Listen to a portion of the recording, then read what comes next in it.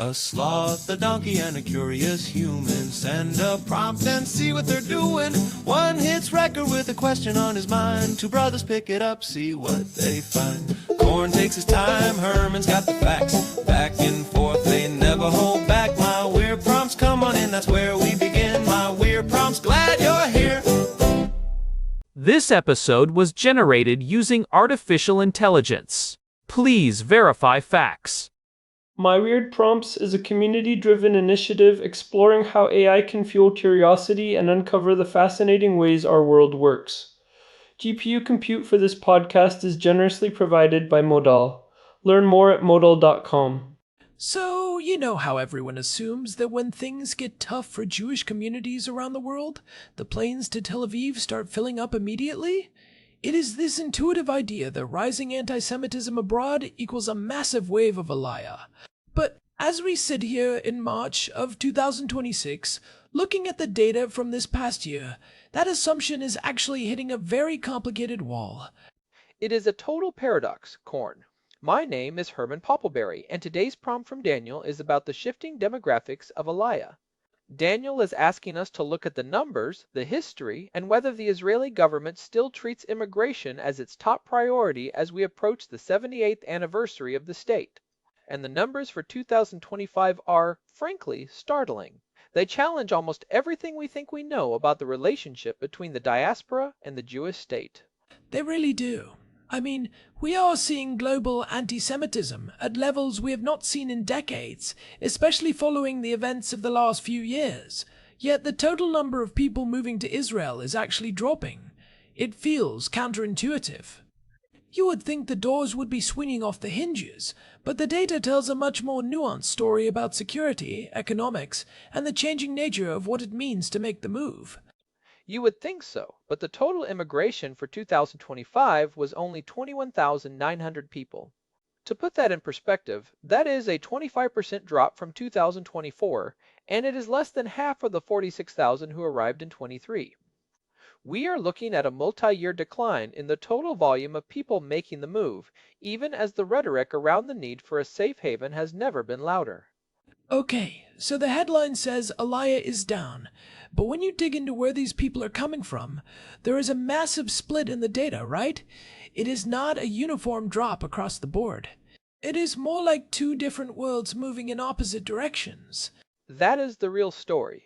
We are seeing a two-track reality. On one hand, you have the collapse of immigration from Russia and the former Soviet Union.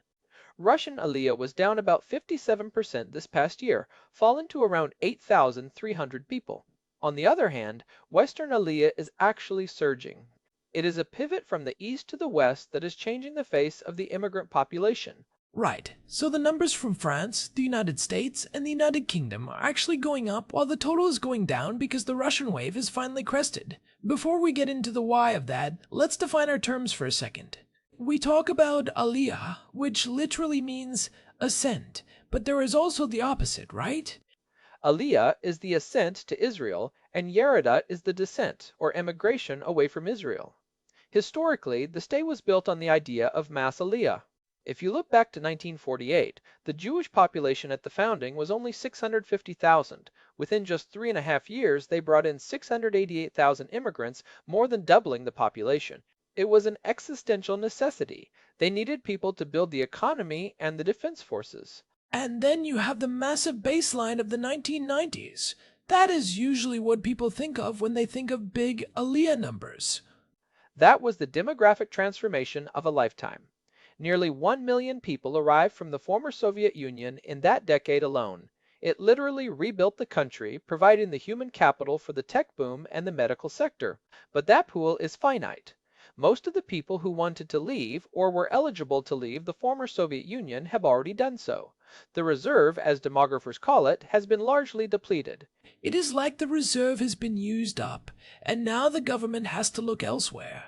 But let's talk about that Western surge because those numbers are fascinating. France specifically seems to be the big story in 2025. French Aliyah rose 45% this past year.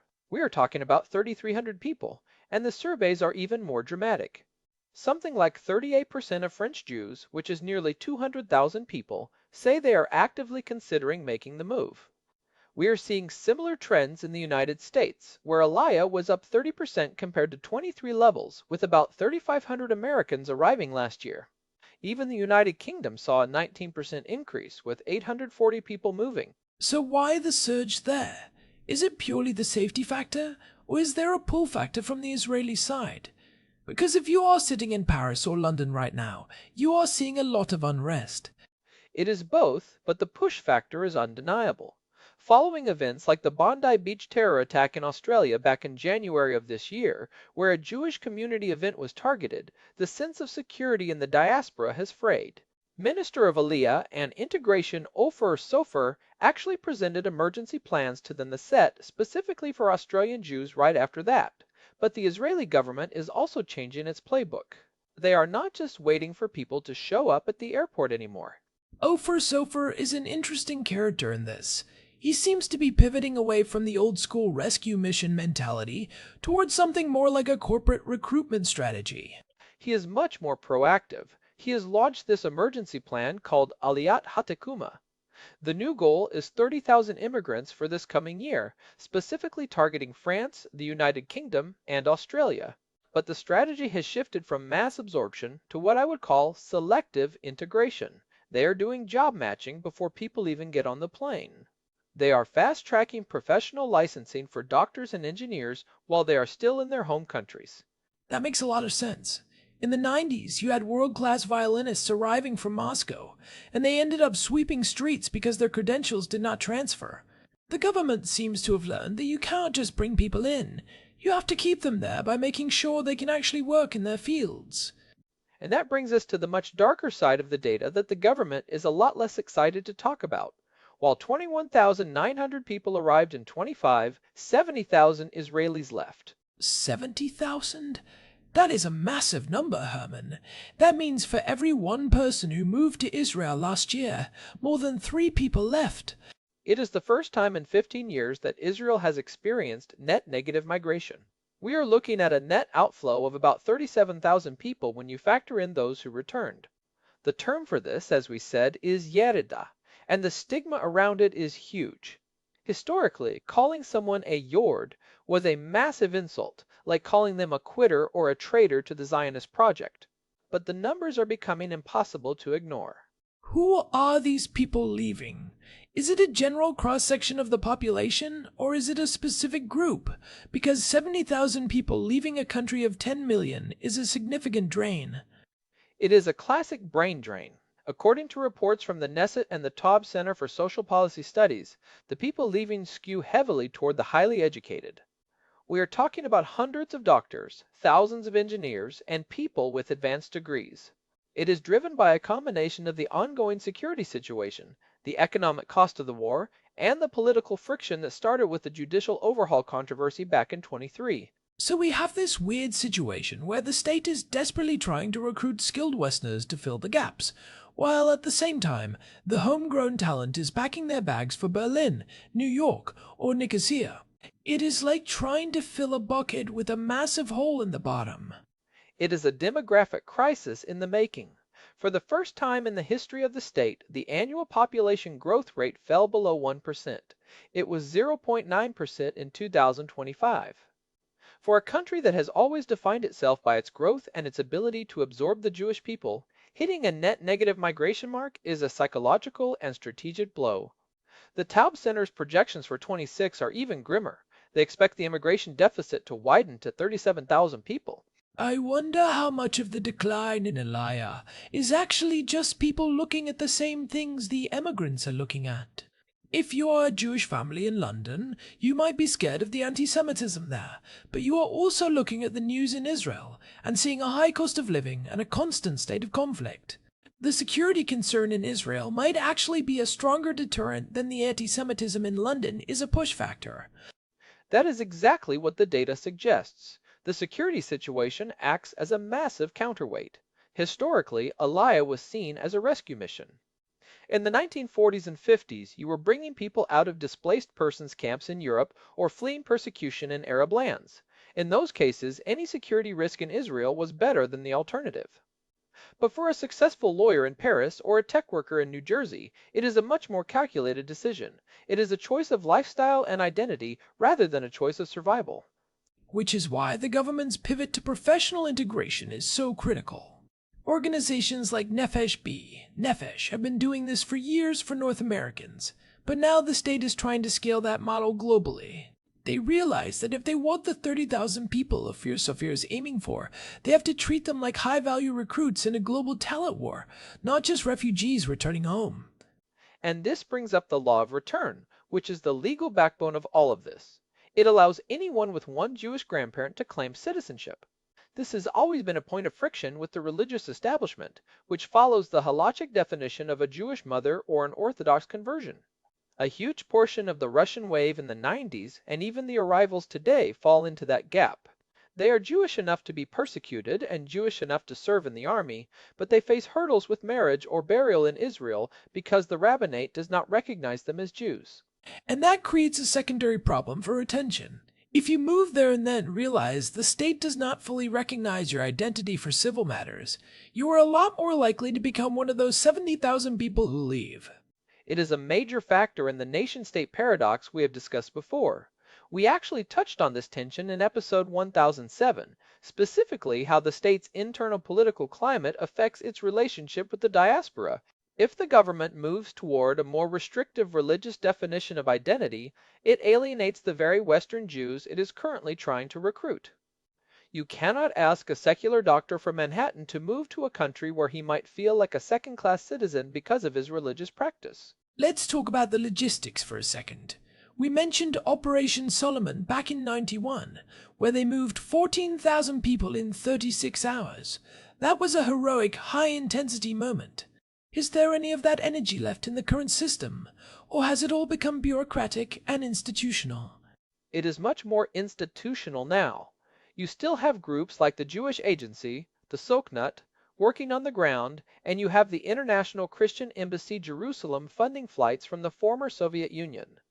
But the era of the grand airlift is mostly over because most Jewish communities are not in immediate physical danger of the kind that requires an evacuation.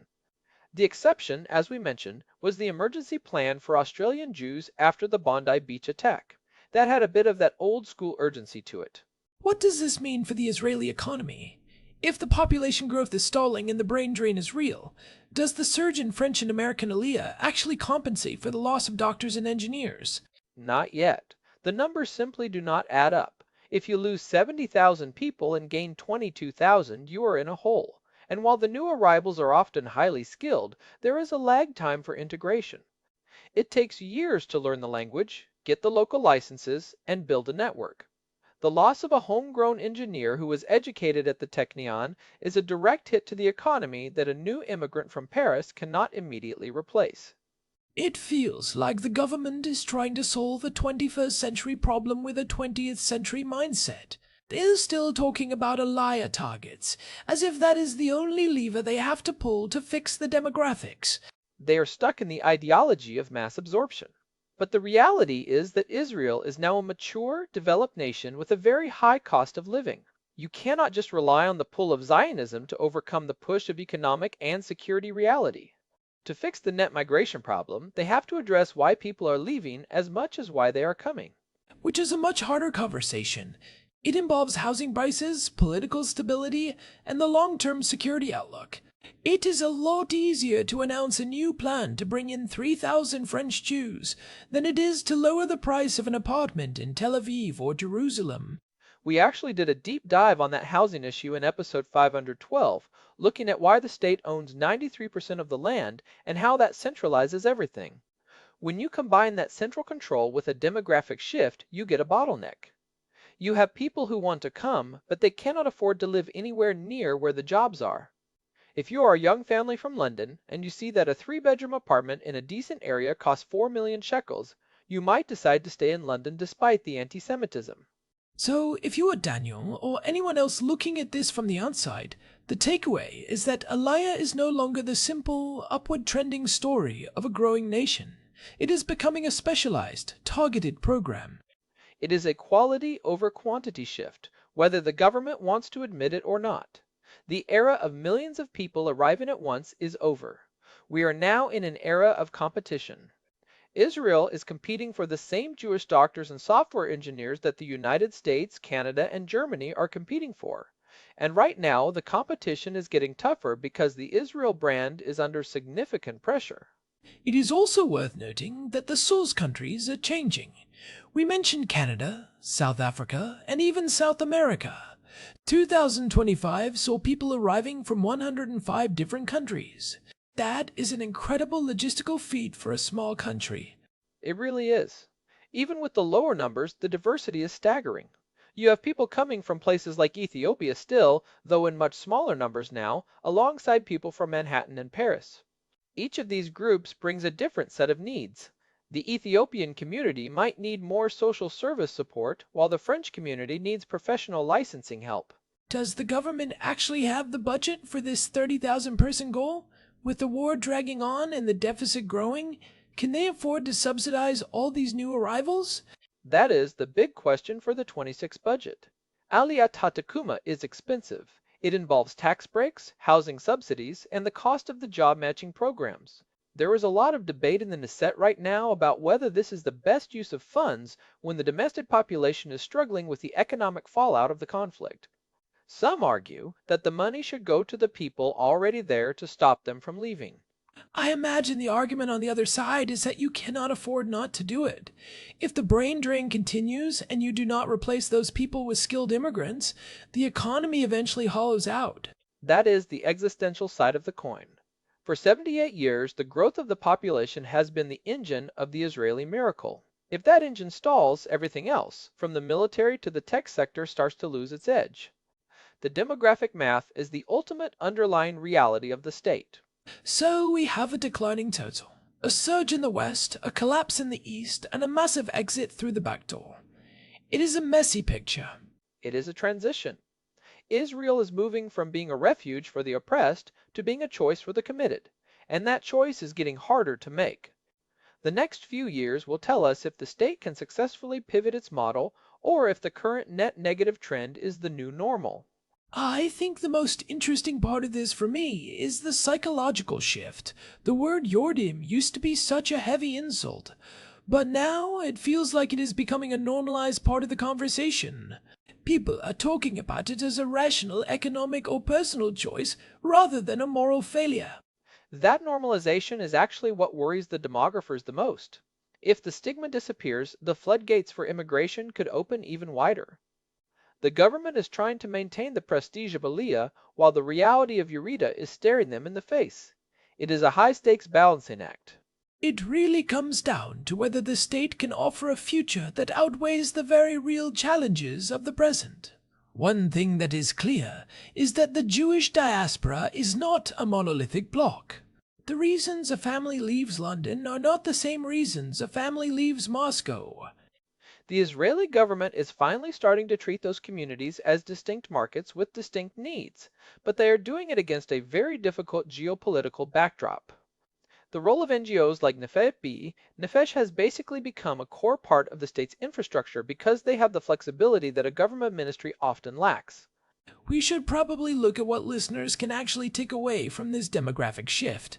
If you are following the news out of the Middle East, these numbers are a much better indicator of the long-term health of the country than any single headline about a battle or a protest.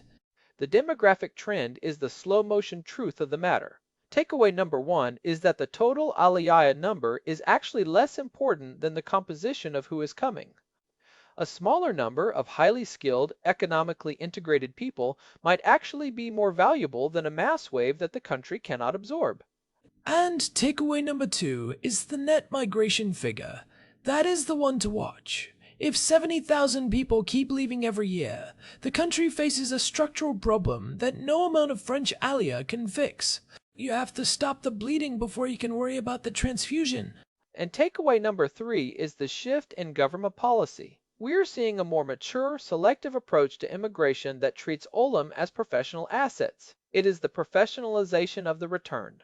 It is less about the dramatic airlift and more about the licensing paperwork and the job interview.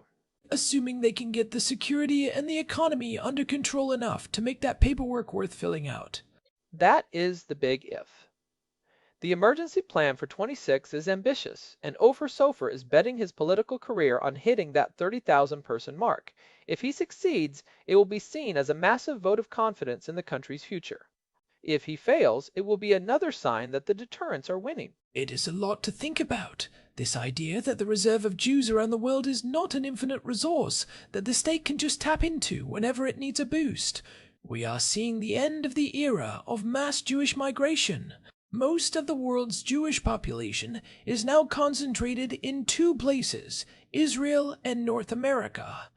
The third way, communities in Europe and the former Soviet Union are shrinking, either through Aliyah or assimilation. The future of the Jewish people is increasingly a conversation between those two major centers. And right now, the conversation is getting a lot more intense as both sides deal with their own versions of insecurity and identity crisis. Well, I think we have covered the spread on the numbers. It is a fascinating, if somewhat sobering, look at where things stand. Israel at 78 is a very different country than Israel at 18 or even 48. It certainly is. The numbers do not lie, even when they tell a complicated story. I think that is a good place to wrap this one up.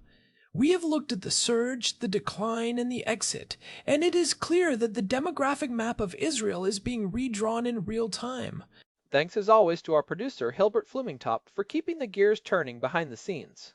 And a big thanks to Modal for providing the GPU credits that power this show.